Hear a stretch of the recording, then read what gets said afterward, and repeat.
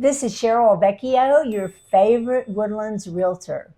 And this week we are going to talk about all things mortgage lending. And to help me with that, I have Jessica Jones with Cross Country Mortgage. And today I'm going to ask Jessica questions that we all want to know. Jessica, Yes. all real estate agents say you need to talk to a lender first. I say that. So tell us why. Yes, you absolutely want to get started with the pre-approval first. That will establish your baseline of affordability. If you're shopping without a pre-approval, you could either be shopping above or below your affordable budget.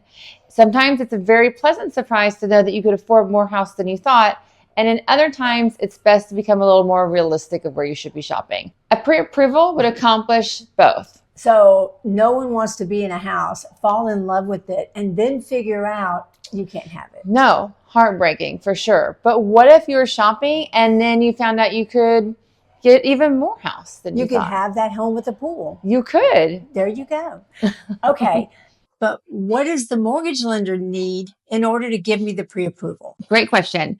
A pre-approval can take about 24 to 48 hours, but it really depends on how prepared the borrower is with their documents. To know what you need to bring, I like people to think in the rule of twos. We need your last 2 years of job history, last 2 years of address. We would like your last 2 bank statements, your last 2 years of tax returns and W-2s, and your last 2 pay stubs. 2 of everything. That's a lot of twos. It is a lot of twos, but as long as you just think that way, you should be good to go. That's awesome. Jessica, what is DTI? How do you get it? How do you fix it? What is it? Talk to me about this. DTI means debt to income ratio, and it's one of our most important numbers in approval for a home loan. So what that is, an accumulation of your debt against your gross household income. We would like a DTI back-end ratio to be approximately 43%, depending on the loan product you're shopping for. If your debt to income ratio has turned out to be higher than that, then it usually means it's time to chill out on your spending a little bit first, but there is a way to fix it. So we can go through your debts, and if you have financed items that are reoccurring but have relatively low balances, I would suggest going through and paying those off first. Paying off those lower balances and then moving on to the larger ones will create a snowball effect on your debt to income ratio. I think that so many people don't realize when they buy that new car or they finance that vacation that they're adding to that and they're changing the actual value of the home they can buy. You are absolutely correct. And we live in a world where all kinds of finance options for our lifestyle choices are available to us. So we have to be careful when we're looking at buying furniture that's been financed, or maybe a health or aesthetic service. And Care Credit comes to mind when that's financed. All of those things add to your debts and your what we call liabilities in mortgage lending. I want to talk about underwriting because sometimes my clients are a little concerned or frustrated about that process. So talk to me about that. I feel like you put it very gently because I'm sure your clients were pulling their hair out about that process. But yes, I'm happy to talk about it. So underwriting really is that final process of approval to get us to that closing table. They have to go through the file and make sure that all risks and liabilities for the bank pretty much have been satisfied. So they're asking you for all the stuff and because they're going through a set of guidelines. They are not basing this on their own opinion of what should be there. It's a very rigid set of guidelines that they have to follow. So it won't help to get another underwriter. No, it will not because they're going to pull that same guideline out. Now, there have been occasions where my client felt like they had already answered that question. How does that happen? Okay, there can be some redundancies. That will happen often if something becomes outdated based on a previous submission, or if there's an additional information required based on a previous submission. So if the guideline tells us we need a bank statement from a certain time frame, and then that bank statement is provided, and within that bank statement, there's another flag that goes up that will spur an additional requests and additional guidelines. So it's kind of like you don't know what you don't know until you got it right in front of you. And then that's why we're asking for more. Now, how can a buyer make that process less cumbersome or less stressful? Great question as well. The best thing you can do is respond as promptly as you can. Like I said before, an underwriter is going off specific guidelines. They're not just trying to make your life difficult. So the quicker you can comply to their requests, the easier it is to go through. Now, that being said, no one should be forced to work blindly and just providing information, but time is really the best commodity in that situation. Gotcha. Mhm.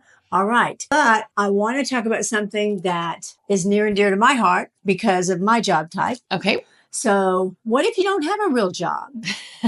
What if you're self-employed or own a company? Great question. For one, you might not have a real job, but you're definitely doing real work. So let's figure out how we can qualify you for a real mortgage.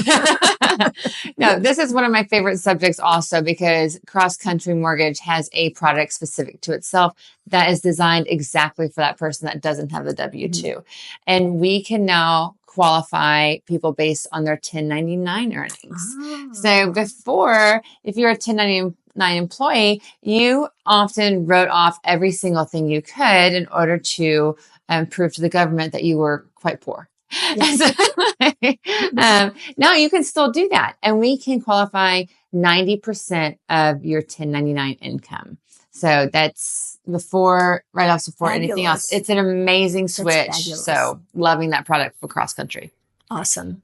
I think we almost talked about all things mortgage lending. Getting close. We're getting close, but I've saved the best for last because I believe that investing in real estate is one of the most lucrative and safest investments you can make. Absolutely right. And I have clients that really want to start investing in real estate, but they are concerned about how to get that mortgage, what type of loan product. So talk to me about how you can have a second home as an investment and it not be a debt to income issue, not to have a huge income. Yeah, that's a fantastic question. And we have a great product that's getting a lot of popularity. It's called a DSCR loan, or that's debt service coverage ratio. And what that does is it uses the property's income itself to vet the loan. We do not need to look into the buyer's income at all in this situation.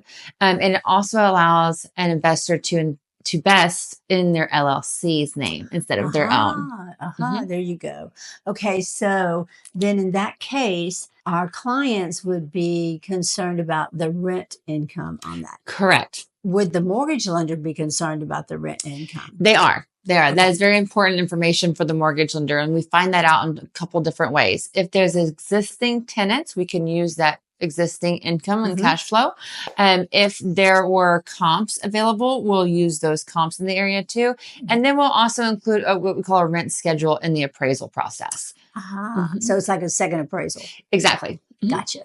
Well, this has been a crazy week. I've been loving it. Okay. It's been a crazy week of everything mortgage lending. I hope I passed the test after this. If you have any other questions about anything about mortgages or purchasing a home, feel free to reach out to me and I will be happy to put you in touch with Jessica Jones, or you can just reach out to her directly. Thanks so much for watching. I'll chat with you guys next time.